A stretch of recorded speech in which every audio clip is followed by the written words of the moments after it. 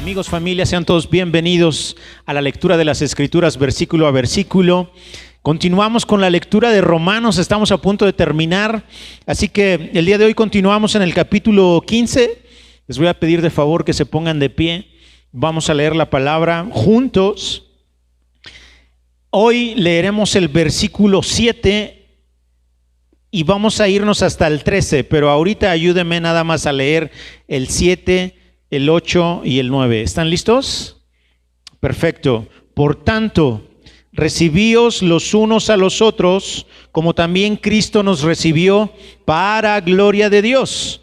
Pues os digo que Cristo Jesús vino a ser siervo de la circuncisión para mostrar la verdad de Dios, para confirmar las promesas hechas a los padres y para que los gentiles glorifiquen a Dios por su misericordia, como está escrito: por tanto, yo te confesaré entre los gentiles y cantaré a tu nombre. Padre, muchas gracias por la oportunidad que nos das de estar aquí reunidos el día de hoy. Gracias porque tú nos has dejado tu palabra para que tengamos paciencia, consolación y esperanza. Padre Santo, nos ponemos en tus manos. Ayúdanos a entender y a comprender lo que tu Espíritu Santo quiere poner en nuestra mente y en nuestro corazón. En el nombre de Jesús. Amén y amén. ¿Puede tomar su lugar, por favor? Como le decía, estamos a punto ya de terminar Romanos y bueno, Pablo nos habló de dos personas, de los débiles en la fe, de los fuertes en la fe. Nos dijo que no contendiéramos sobre opiniones. Hay cosas que no tiene caso estar discutiendo. Entonces Pablo, obviamente, como les comentaba, ahí en Corintio vio eso y por eso le escribe a los hermanos de Roma que tengan cuidado con ese tipo de discusiones que no valen la pena. ¿Sale?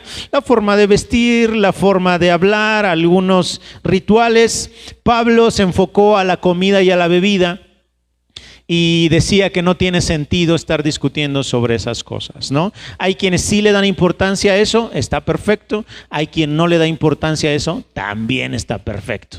Entonces, ahora fíjese lo que dice Romanos capítulo 15, versículo 7. Por tanto, recíbanse los unos a los otros. En el capítulo 14, versículo 1, Pablo nos invita a que recibamos al débil en la fe, pero aquí en este versículo ya nos está diciendo recíbanse. Ya no está poniendo una característica o un criterio para recibirnos. No importa si eres débil o si eres fuerte en la fe, no importa si eres rico o si eres pobre, no importa si eres débil o eres fuerte, recíbanse es la instrucción de Pablo. Y esta palabra de recíbanse es la misma palabra que se usó en Hechos capítulo 28. Mire, vamos allá rápido. Espero que se acuerde cuando precisamente Pablo estaba viajando hacia Roma y se acuerda que naufragaron un buen tiempo, incluso hasta perdieron la esperanza de seguir vivos, pero llegaron a una isla, ¿se acuerdan? Llegaron a la isla de Malta, ahí es donde todos bajaron y llegaron a la isla y los naturales de ahí, mire el versículo 1 y 2. Estando ya a salvo, después de ese naufragio que les comento, estando ya a salvo, supimos que la isla se llamaba Malta. Versículo 2, y los naturales nos trataron con no poca humanidad, porque encendiendo un fuego nos recibieron a todos a causa de la lluvia que caía y del frío. El recibirnos unos a otros, que dice Pablo ahí en el capítulo 15, versículo 7, es similar a este de Hechos. ¿Cómo los recibieron? ¿Cómo recibieron estos señores de la isla a bastantes náufragos que habían llegado ahí sin siquiera conocerlos? Los recibieron con toda amabilidad. Estaba lloviendo, pues lo que hicieron fue prender una fogatita para que se calentaran, para que se les quitara el frío. Esa palabra entre un texto y el otro es la misma. Por lo tanto, Pablo nos está invitando a que seamos amigables, que seamos corteses, que seamos personas que recibamos con un amor sincero y fraternal a todos. No solamente a los que nos simpatizan, no solamente a los que nos caen bien, no solamente al sencillo, al humilde, sino también al otro que se cree mucho, ¿no? Porque trae un saco azul. ¿Sale? Entonces, unos a otros, recibirnos así, con sencillez, con amabilidad. ¿Sale? Y luego mire lo que dice. Ahí mismo en el 7, por tanto recíbanse los unos a los otros, independientemente de cómo sean, de cómo piensen, de cómo se vean, recíbanse los unos a los otros como también Cristo nos recibió. Y hay una característica entonces de cómo tenemos que recibir a la gente. ¿Cristo nos recibió a nosotros por ser perfectos? No. ¿Por ser santos? Tampoco. ¿Por no equivocarnos? Tampoco. ¿Porque le podemos ofrecer algo? Menos. Nos recibió por una simple y sencilla razón. Porque nos ama. Porque nos ama. Nos ama de tal manera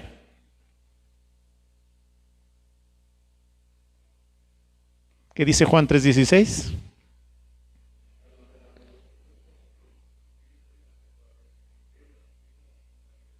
De tal manera, de esa manera nos amó.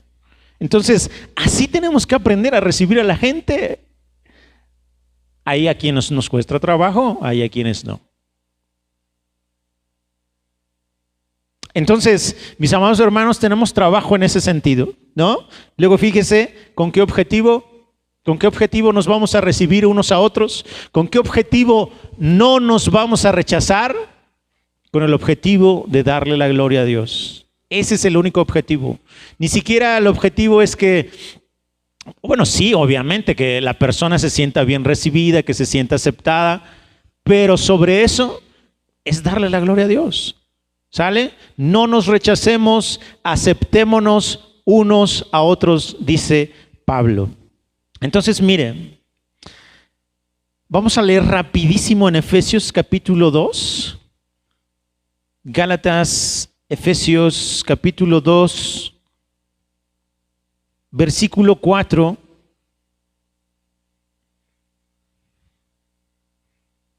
¿Ya están ahí?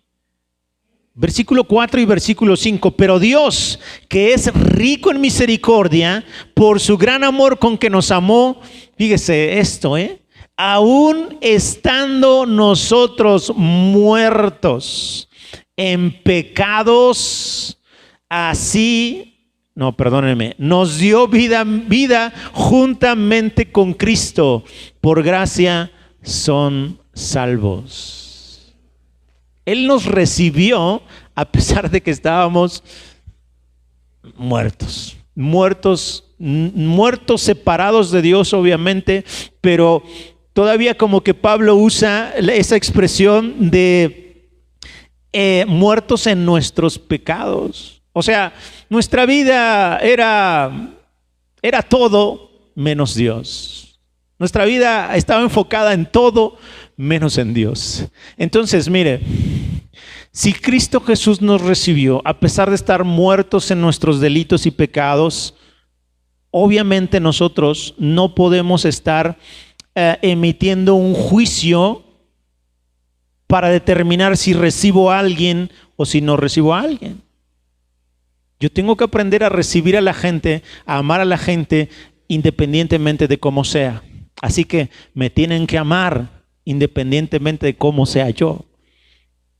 Y yo a ustedes. Pero es fácil amar a ciertas personas y es complicado amar a otras personas. Independientemente de eso, tenemos que recibirlos y tenemos que amarlos. Versículo número 8. Pues les digo que Cristo Jesús vino a ser siervo de la circuncisión para mostrar la verdad de Dios, para confirmar las promesas hechas a los padres. Cristo Jesús vino aquí a la tierra no a ser servido, sino a servir. Por eso estamos leyendo y Pablo nos está diciendo que Cristo Jesús vino a ser siervo. ¿De quién? De la circuncisión. es decir, de los judíos. Jesús vino aquí a la tierra, no a que le sirvieran, no a que le hicieran reverencia, oh, el Hijo de Dios bajó a la tierra. Al contrario, Él vino a servir a la gente. Él vino a servir a los de su pueblo. Él vino a servir a los judíos. Mire lo que dice Mateo 20:28. Mateo 20:28. A ver quién lo encuentra primero. Ya llegué. Mateo 20:28, ¿qué dice? Como el Hijo del Hombre no vino para ser servido, sino para servir y para dar su vida en rescate por muchos. Cristo Jesús vino a eso. Mateo 15:24. Vino a servirnos. ¿A quién vino a servir? A los judíos. Mateo 15:24. ¿Ya lo tiene? Él respondiendo dijo: no soy enviado sino a las ovejas perdidas de la casa de Israel. Por eso siempre les he platicado que no debemos perder ese enfoque. O sea, Jesús, claro que fue judío, claro que fue israelita, claro que vino a este planeta, justo en esa nación, para servirlos a ellos. A eso vino. Desafortunadamente, ellos no lo recibieron. Pero gracias a que no lo recibieron, ahora nosotros podemos ser salvos. Porque, miren, bueno, ahorita vamos a seguir leyendo. Entonces, ya dijo Pablo que Cristo Jesús vino, se hizo siervo de la circuncisión, ¿no? Ya lo entendimos. Eso significa que vino a servir a los judíos. Ok, ¿y con qué objetivos vino Jesús? ¿Para qué vino Jesús a hacer eso? Bueno, lo hizo para dos cosas, según lo que termina diciendo el versículo número 8. Primero, para confirmar las promesas hechas a los padres. ¿Quiénes son los padres?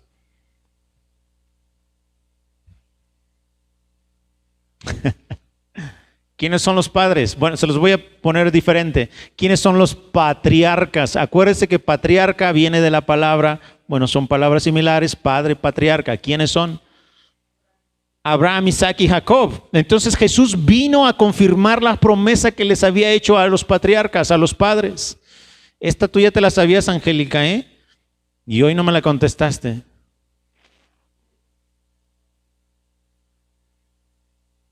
¿Cuál promesa? De que iba a venir un Salvador, un Mesías. Entonces Jesús vino a eso, vino a ser el siervo de los judíos, pero no solamente el siervo, sino también el que los iba a liberar, el que los iba a rescatar del hoyo en que andaban metidos los religiosos de los judíos. Segunda cosa a la que vino Jesús, y ahí es donde entramos nosotros, porque la primera fue ¿para quién? Para los judíos, para la promesa hecha a los padres, a Abraham, a Isaac, a Jacob. Y para los gentiles, es decir, aquellos que no son judíos, para que ellos glorifiquen a Dios. ¿Por qué? Por su misericordia. La salvación que vino a entregar a Jesús aquí a la tierra, claro que era para los judíos. Claro que era para los judíos porque ellos recibieron la promesa. Nosotros los gentiles, las otras naciones, Paloma, no teníamos ninguna promesa.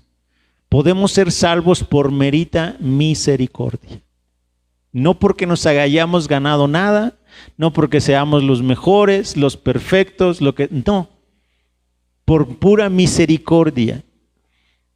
Y vuelvo a leer, y para que los gentiles, estoy en el versículo 9, y para que los gentiles glorifiquen a Dios por su misericordia, como está escrito. Por tanto, yo confesaré entre los gentiles y cantaré a tu nombre. Versículo 10, y otra vez, alegraos gentiles con su pueblo. Y otra vez, versículo 11, alabad al Señor todos los gentiles y magnificadle todos los pueblos. Versículo 12, y otra vez dice Isaías, estará la raíz de Isaí y el que se levantará a regir los gentiles. Los gentiles esperarán en él. Lo voy a volver a repetir porque sí, a veces a nuestra memoria se le va la onda, a mí también, obviamente. Pero los gentiles, mis amados hermanos, somos nosotros, ¿no? Ya habíamos platicado de eso. Cualquier nación, cualquier país que no sea del pueblo, vaya, diferente a Israel, somos considerados como gentiles. ¿Sale? No hay nada de espiritual en esa palabra. Es una expresión que usaban los judíos para referirse a cualquier persona que no fuera judía o israelita. Así de sencillo. ¿Sale? Entonces lo que está diciéndonos Pablo es, oigan, tienen que aprender a recibirse unos a otros, porque el mayor ejemplo de que se reciban unos a otros definitivamente es Cristo Jesús. Y Cristo Jesús vino aquí a esta tierra a servir a los judíos, porque había una promesa hecha a los judíos que se tenía que cumplir. Y como Dios es fiel a sus promesas, Él tenía que cumplir esa promesa.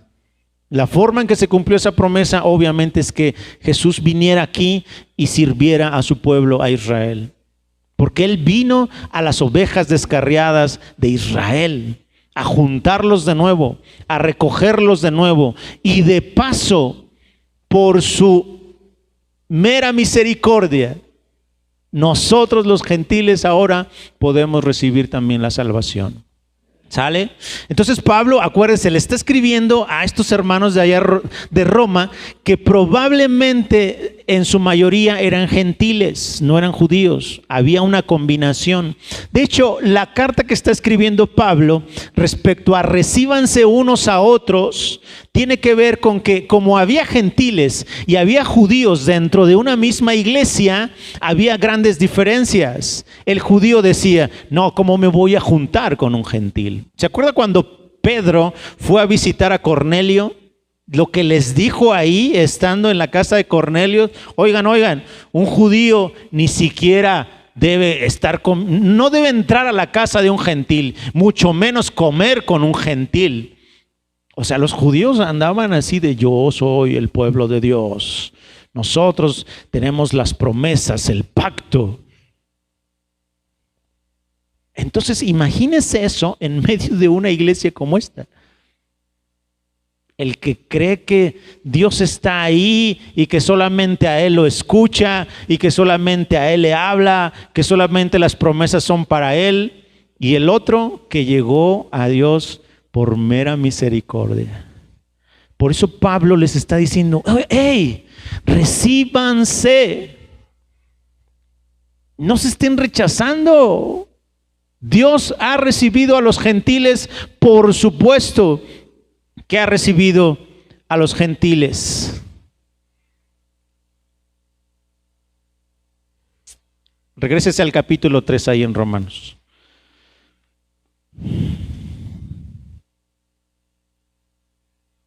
Versículo 29. ¿Ya está ahí? ¿Es Dios solamente Dios de los judíos? ¿Ya ve por qué Pablo está insistiendo en esas cosas? Porque en la iglesia, en esa iglesia, en Roma, y en todas las que estaban creciendo o naciendo en aquel tiempo, había estos dos tipos de personas, los judíos y los gentiles. Versículo 29, capítulo 3, versículo 29. ¿Es Dios solamente Dios de los judíos? ¿No es también Dios de los gentiles? Y ahí mismo contesta Pablo, claro que sí, ciertamente también de los gentiles, porque Dios es uno y Él justificará por la fe a los de la circuncisión, es decir, a los judíos, y por medio de la fe a los de la incircuncisión, o sea, a los gentiles, a nosotros. Entonces, Pablo nos está diciendo que el tema de la promesa se cumplió para que los judíos pudieran ser salvos. Pero ahora por su misericordia y por medio de la fe, nosotros, los de la incircuncisión, podemos ser salvos, podemos ser justificados. ¿Sale? Vamos bien hasta ahí, ¿verdad? Perfecto. Vamos a terminar esto, aunque a Angélica se le hace que hoy nos fuimos súper rápido. Es para que se vayan a descansar temprano. Ya leímos todos los textos que le habló Pablo a los judíos de allá de Roma, principalmente,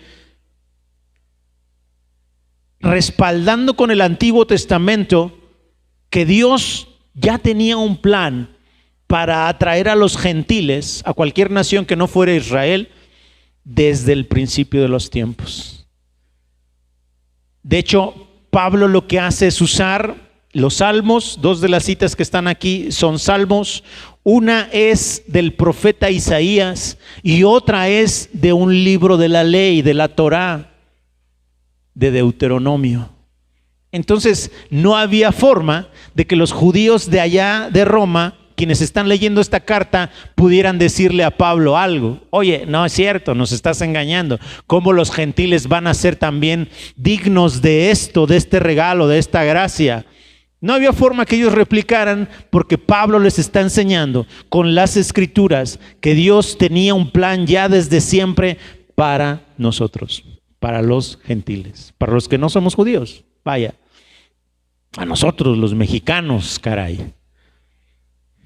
¿No? No estamos fuera del radar de Dios, al contrario.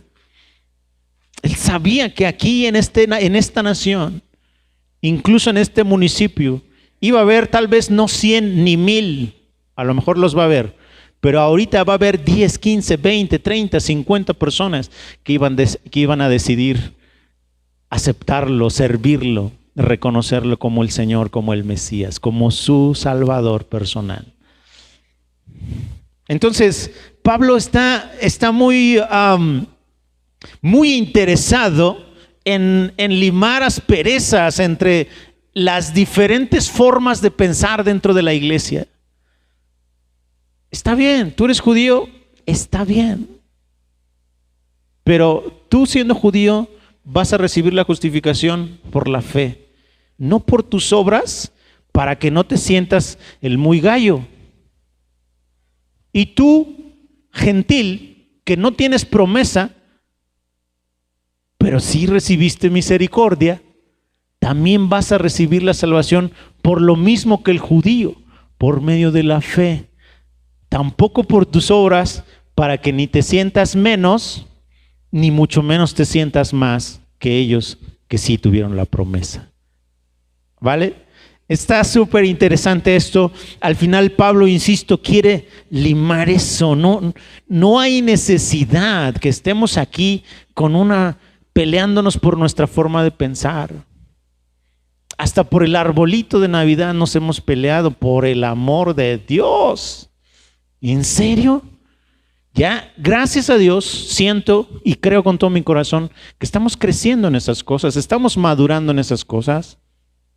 Ya, tú llegas a la casa del hermano y ves que está el arbolito de Navidad, en vez de persinarte porque es del diablo, ya dices, qué bonito se ve, y listo, se acabó.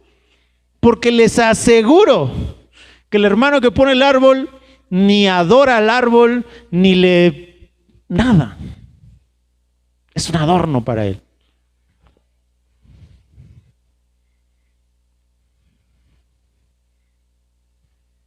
Versículo 13, con esto terminamos, Angélica. Y el Dios de esperanza los llene de todo gozo y paz en el creer, para que abunden en esperanza por el poder del Espíritu Santo. En el versículo 5 de este mismo capítulo, Pablo habló del Dios de la paciencia y de la consolación. Y ahora nos está hablando del Dios de la esperanza.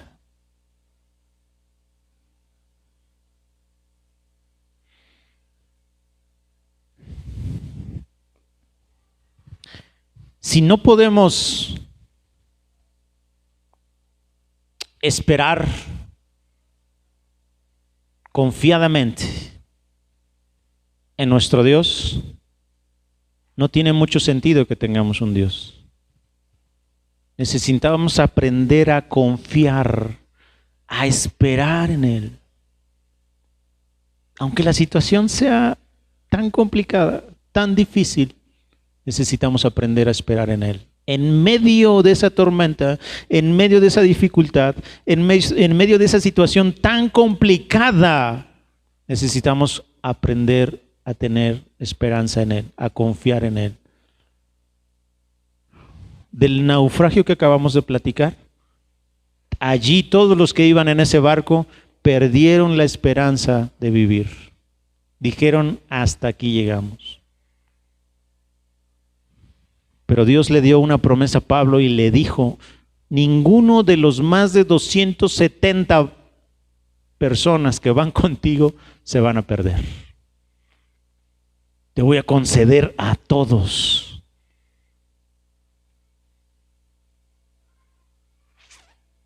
Pablo confió, tuvo esperanza. Y Dios le concedió a los más de 270 que iban con él.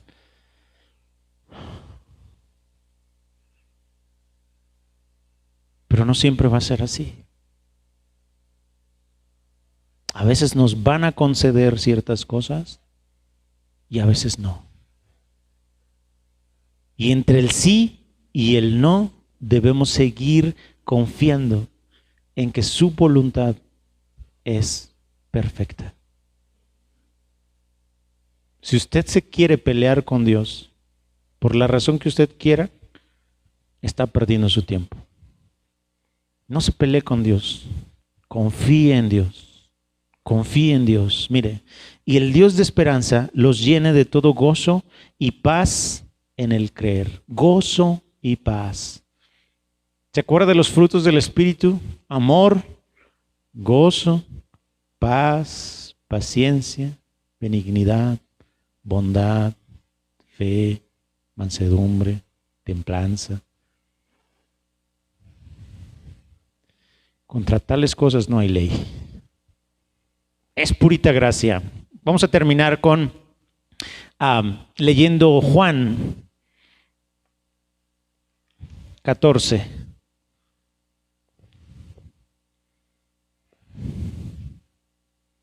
Juan 14.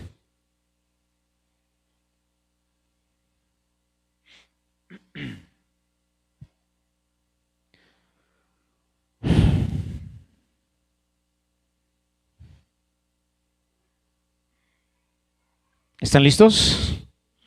Vamos a leer el versículo 26. Jesús le está haciendo una promesa a su gente, a los que decidieron seguirlo, a los que no se rajaron, a los que siguieron firmes a pesar de las cosas. Porque no crea que a los apóstoles les iba de maravilla cuando estaban siguiendo a Jesús, ¿eh? Eran a los que señalaban, a los que juzgaban, a los que todo el tiempo estaban sobre ellos, porque estaban creyendo en algo que la demás gente simplemente no quería creer, en Jesús el Salvador. Mire lo que les dice Jesús, porque Jesús se ocupó de que ellos no anduvieran, después de que Él se fuera, no anduvieran con temor, que no anduvieran inquietos, con ansiedad. Mire lo que dice el versículo 26. 14:26.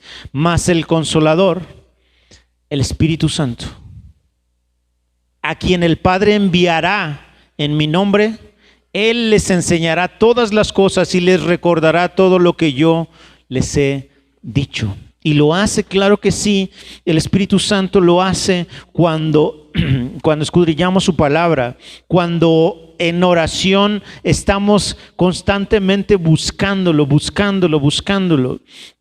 27, la paz les dejo. Pablo nos habló de dos cosas, de la paz y ¿qué? Y el gozo. Y mire lo que está diciendo Jesús. Me interesa que ustedes tengan paz. Me interesa que ustedes estén con confianza en lo que les estoy diciendo, les está diciendo Jesús. Les voy a dejar mi paz. Quiero que estén tranquilos. Quiero que no se preocupen de nada. Quiero que confíen plenamente en mí. Porque yo lo que quiero hacer para ustedes son cosas de bien y nunca de mal. Les dejo mi paz. Les doy mi paz. Y yo no se las doy como el mundo se las da. No se turbe su corazón ni tenga miedo.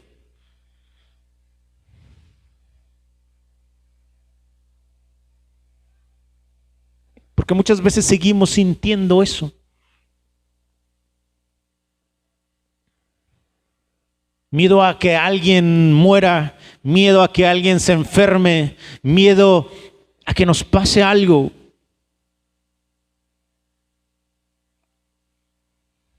No se turbe vuestro corazón ni tenga miedo. Han oído que yo les he dicho, voy y vengo a ustedes. Si me amaran,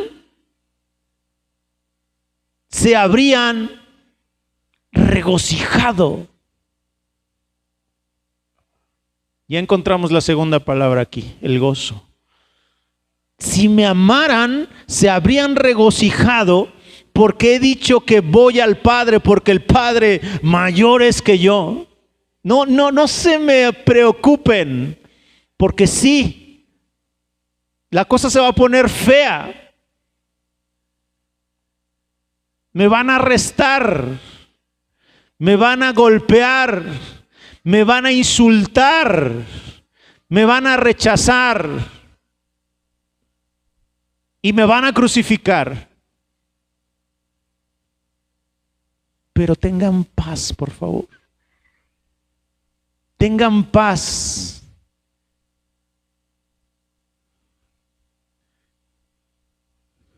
Yo voy al Padre. Si ustedes me amaran, se alegrarían de que voy al Padre. Porque mi Padre es mayor que yo mismo y que todas las circunstancias. Él es el Dios de la esperanza. Por eso Pablo nos habla de que tengamos paz y gozo en el creer, en el confiar en Él. Que mientras confiemos, haya dentro de nosotros esa tranquilidad y esa confianza en Él, de que las cosas van a ser como tienen que ser. Yo no sé si le voy a poner una etiqueta de bueno o de malo a eso que va a suceder, pero lo que va a suceder tiene que suceder, porque va a servir incluso para nuestro crecimiento. En medio de nuestra fe, mis amados hermanos, tiene que haber paz y gozo. Paz y gozo. Si me aman realmente, se regocijarían de que voy al Padre. Y todo esto, mis amados hermanos, según lo que termina diciendo Pablo en el versículo 13, de ahí del capítulo 15, es para que abundemos en esperanza. Para que abunden, para que se desborde esa confianza, ese esperar en Dios, para que se desborde en nosotros la confianza que tenemos en Él y que tenemos en su voluntad. Y eso solamente puede suceder por el poder del Espíritu Santo. Mis amados hermanos, hubo varias cosas que desató la pandemia, no solamente en México, en todo el mundo, pero una de ellas, y probablemente las más fuertes, es la ansiedad y los ataques de pánico. A mí me pasó. Yo no podía salir de mi casa. Me daba miedo salir de mi propia casa. Y muchos de los que estamos en esta iglesia lo vivimos, lo experimentamos. Hay muchos que todavía no logramos superarlo. Yo sí, me incluí para. Pero hay muchos que todavía no lo logran. No hay paz y no hay gozo. en medio de la ansiedad. No hay paz y no hay gozo. No es que nosotros estemos haciendo algo mal. Probablemente en medio de ese proceso, Dios nos sigue enseñando cosas.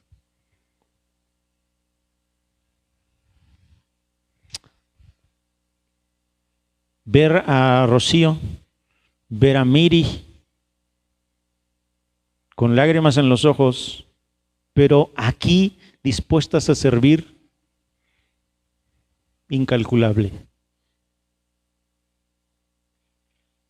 Incalculable. Y Dios les está regalando paz y les está regalando gozo en su corazón. ¿Eso significa que ya no va a haber lágrimas? No. Las lágrimas ahí van a estar. También nos sirven para sacar todo lo que traemos aquí, que no nos deja estar en paz y con gozo.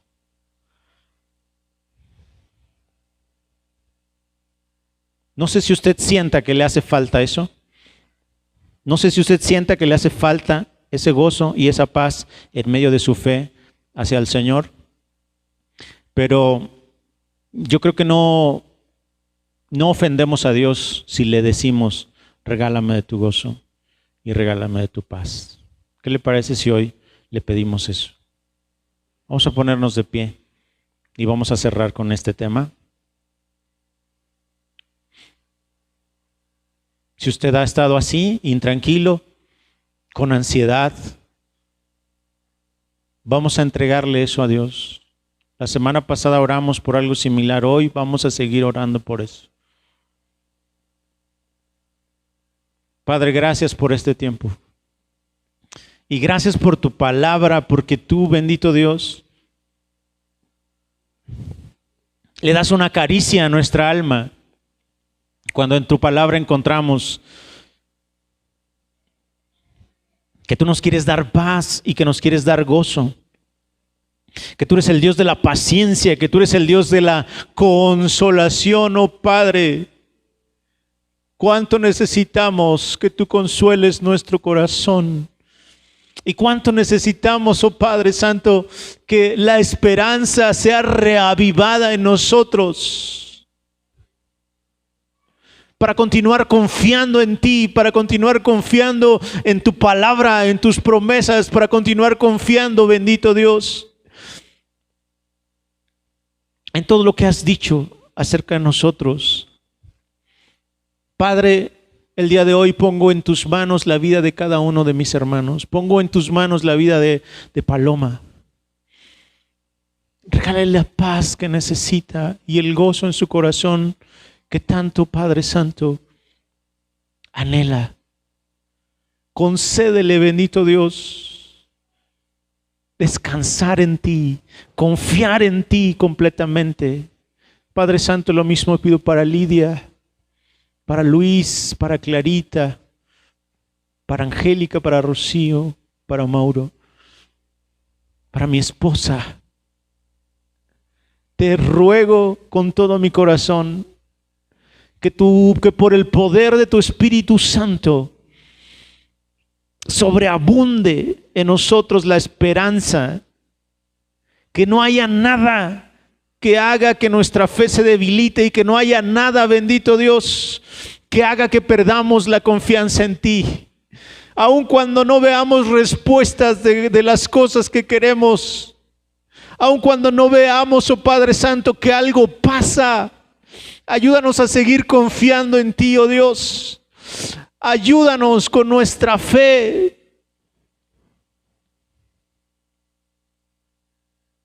Padre, nos ponemos en tus manos, bendito Dios. Te queremos dar a ti la honra y la gloria, bendito Dios, porque solo tú eres digno. Gracias por tu amor y gracias, Padre Santo, por tu bendita y hermosa palabra. En el nombre de Jesús. Amén y amén. Diga fuerte conmigo, amén. Gracias a Dios por su palabra.